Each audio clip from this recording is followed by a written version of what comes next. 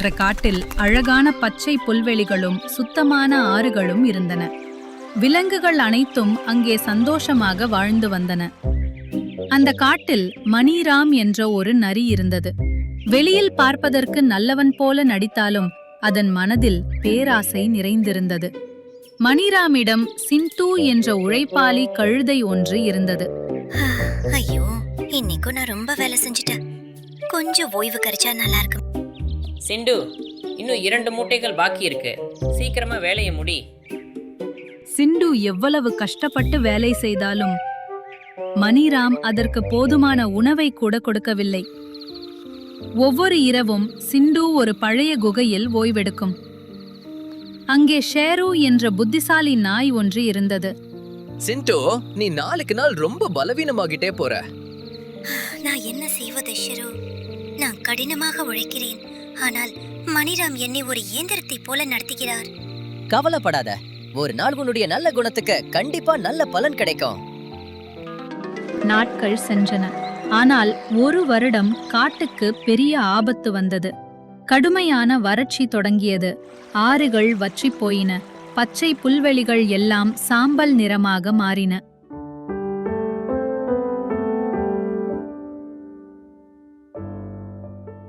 குழந்தைகளுக்கு சாப்பாடு கொடுக்க புல் கூட கிடைக்கலையே.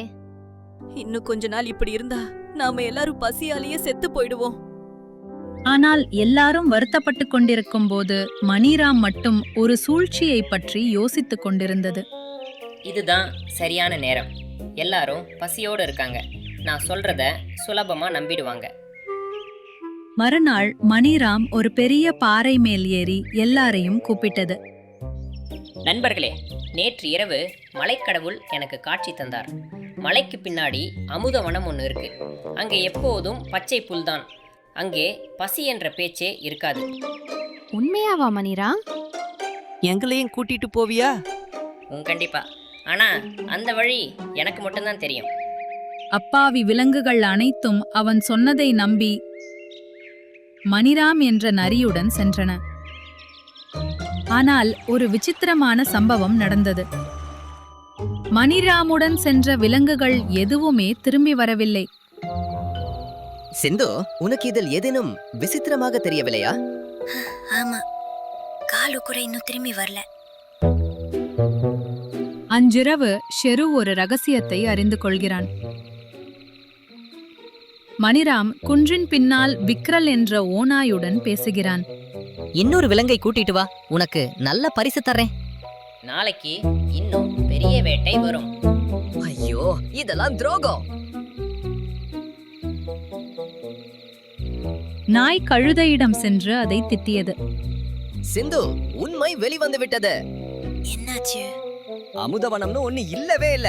மணிராம் விலங்குகளை ஓநாய்க்கு வித்துக்கிட்டு இருக்க. என்னது? நாம உடனே இதை தடுத்தாகணும். மறுநாள் மணிராம் தனது புதிய சதியை செய்ய தயாரானது. சிந்து, சீக்கிரம் வா. இன்று எனக்கு மிக முக்கியமான பயணம் இருக்கிறது. சிந்துவுக்கு உண்மை தெரிந்தும் எதுவும் தெரியாதது போல நடித்தது. ரேஷ்மா, நீயும் தயாராகு. இன்று நான் உன்னை அமிர்தவனத்திற்கு அழைத்துச் செல்கிறேன். உண்மையாவா? இனிய குழந்தைகளுக்கு பசியே இருக்காதா? கண்டிப்பா இருக்காது. அங்கே எங்க பார்த்தாலும் பச்சை புல் தான். சிறிது நேரத்திலேயே பயணம் தொடங்கியது. சிந்து தன் முதுகில் கனமான பைகளை சுமந்திருந்தாள். ரேஷ்மாவின் ஆடுகளும் சென்று கொண்டிருந்தன. சிந்து, அமிர்தவனம் எப்படி இருக்கும்? ரேஷ்மாவுக்கு விரைவில் தெரிந்துவிடும். அதே சமயம் ஷெரு அவர்களுக்கு தெரியாமல் அவர்களை பின்தொடர்ந்தான். மலைப்பாதையில் நடந்து சென்று கொண்டிருந்த போது சிந்துவின் கண்கள் சில விசித்திரமான பொருட்களை கண்டன. அங்கே பழைய கழுத்துப்பட்டிகள் கிடந்தன.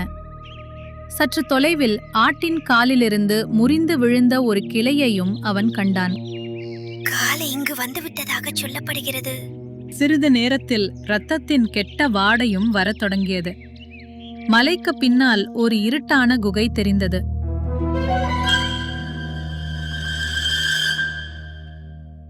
ஐயோ, இது அமுதவனமில்லை, இது மரணப்புரி. இன்னைக்கு நல்ல விருந்து கிடைச்சிருக்கு. சிந்து, எனக்கு பயமா இருக்கு. பயப்படாத, நான் இருக்கேன். சிந்து உடனே ஒரு புத்திசாலித்தனமான திட்டம் போட்டது.